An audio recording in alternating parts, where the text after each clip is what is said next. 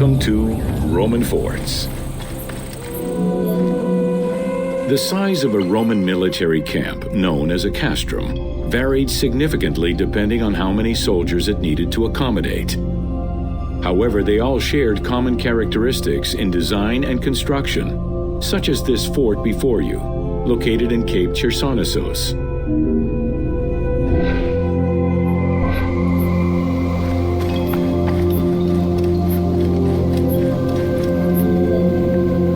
Rectangular in shape, the forts were heavily fortified by ramparts and a ditch system. The walls were reinforced with parapets, essentially an extension at the roofline which allowed a protective barrier for patrolling soldiers. Depending on the availability of materials, some forts were built with stone, timbers, stacked turf, and particularly in the eastern part of the empire, baked brick.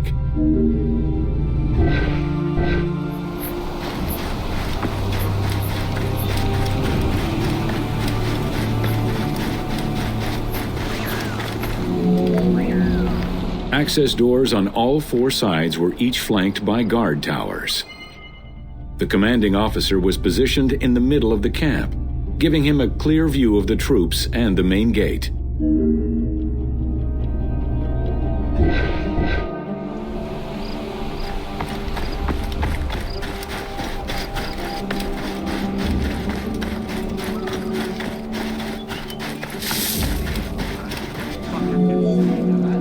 Along with sleeping barracks for the soldiers, the fort also had a granary that was expected to hold rations for a year or longer. To ensure the health of the soldiers, every camp was equipped with medical staff and a hospital. A clean water supply with conduits for a bathhouse and latrines was included in the construction of every fort.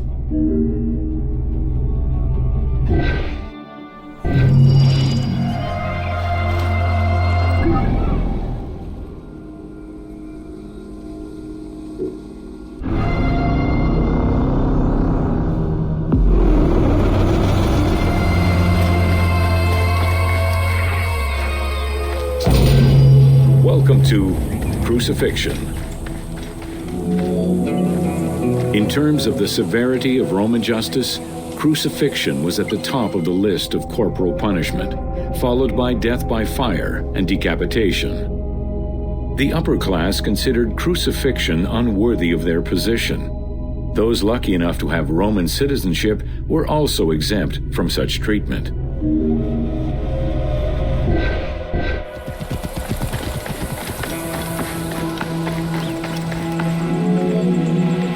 Easily accessible, crucifixions were popular entertainment among the citizenry. Unlike throwing victims to wild animals, which required an arena, crucifixions did not require any particular setting.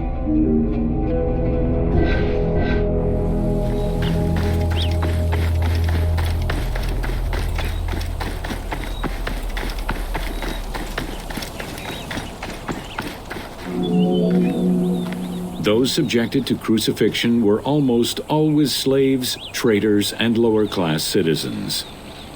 Roman deserters were crucified because the betrayal of the soldiers was perceived as endangering the lives of Roman citizens.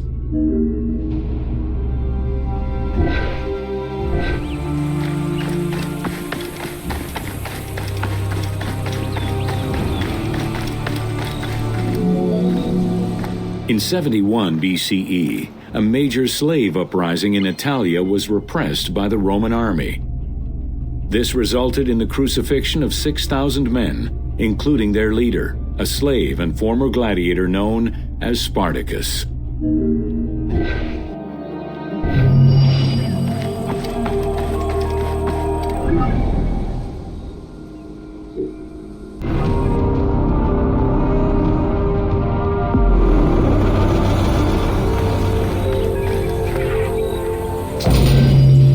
Welcome to the Forts of Cyrenaica.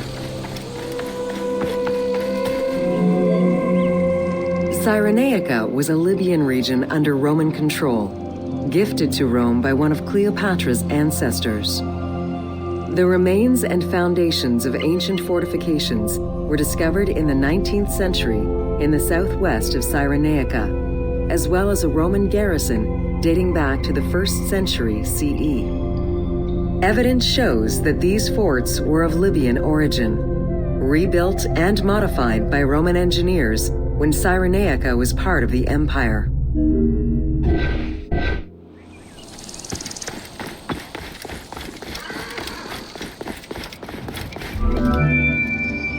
Stone was the most commonly used material to build forts in Egypt and Cyrenaica.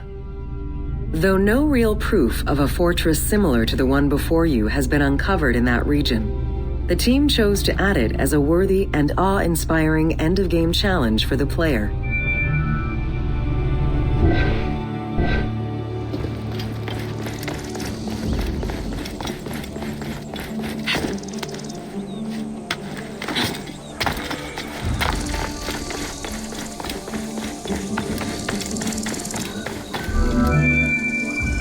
The forts of Cyrenaica were intended to prevent invaders from gaining access to the main route that led to the country's 5 most important cities.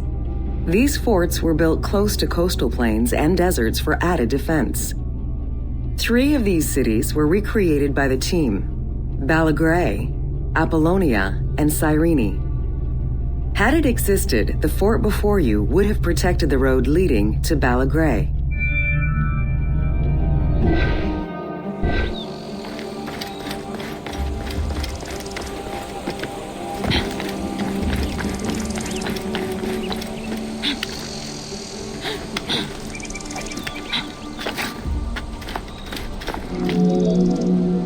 Other than reference to an attack around 404 CE and a military reorganization by Emperor Justinian during the 6th century CE, we still know little of the Roman military presence in Cyrenaica.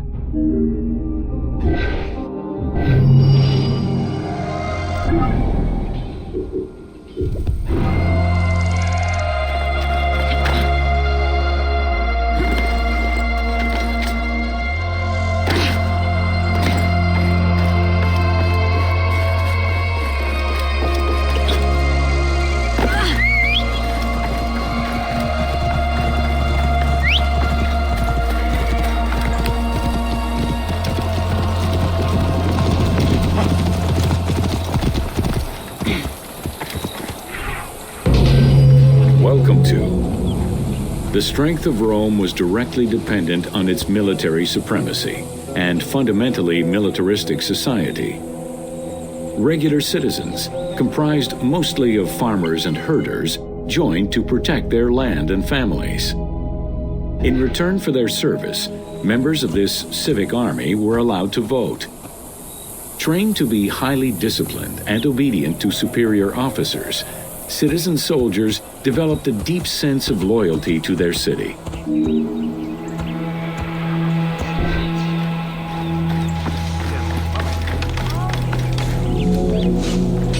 The quality of the armor of a Roman foot soldier was intrinsically linked to his social status and wealth. Chainmail was the most commonly used type of armor. Scale armor, made famous in today's media, came into use after Caesar's time. Foot soldiers carried large and oblong shields, while the cavalry used smaller ones of Greek origin. Soldiers were expected to carry their own kit, including the tools required for the construction of forts and tents.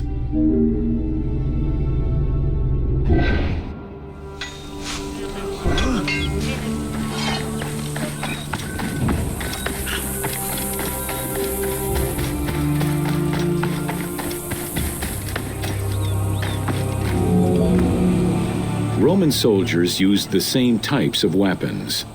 The stomach and face were the most targeted parts of the body. As such, a legionary was equipped with 2 close combat weapons, a dagger and a short sword, known as a gladius. One of the most ingenious Roman weapons was the javelin. Its pyramid-shaped tip pierced the body, while its iron shank was designed to break upon impact, stopping the enemy from throwing it back.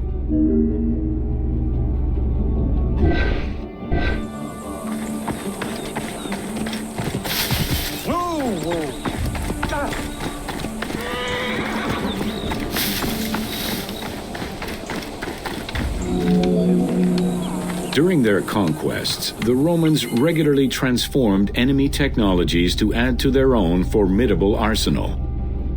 After capturing a Carthaginian vessel, the Romans adopted its better features and constructed a superior fleet of ships.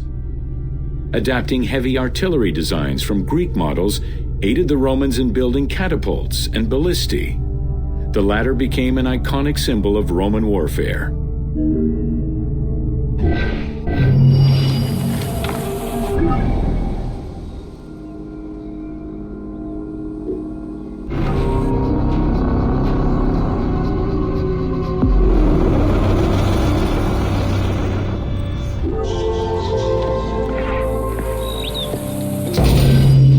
Welcome to Roman Aqueduct. Water management was taken seriously by the Romans. Cyrenaica benefited greatly from Roman administration with the construction of aqueducts and canals. The source of water varied depending on the location. Many aqueducts were built at the foot of the mountains, offering greater flow from the melting snow.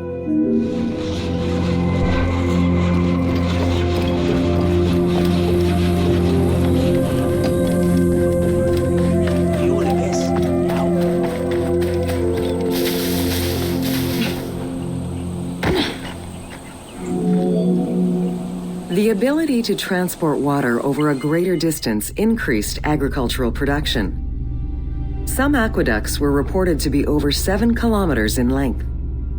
Where the Greeks of Libya originally focused mainly on olive trees and figs, which required less water, the advent of Roman aqueducts allowed for a far greater crop diversity. Every farm's water use was carefully scheduled.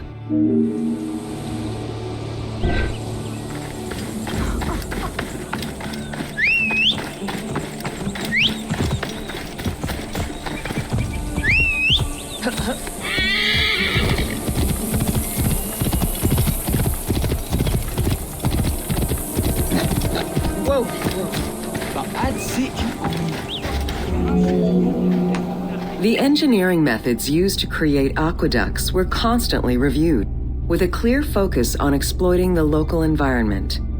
Materials, water usage, cleaning regulations, and a deep understanding of how to exploit gravity itself were all important concerns. Several fortresses were built to protect the aqueducts, basins, and cisterns.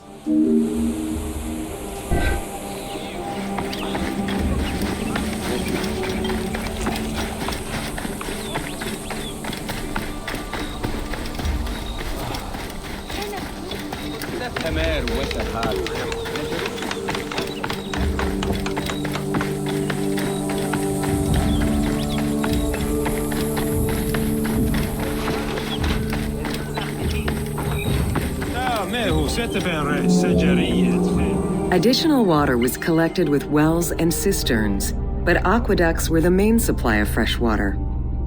The water was distributed based on the collective needs of the city before the private needs of an individual.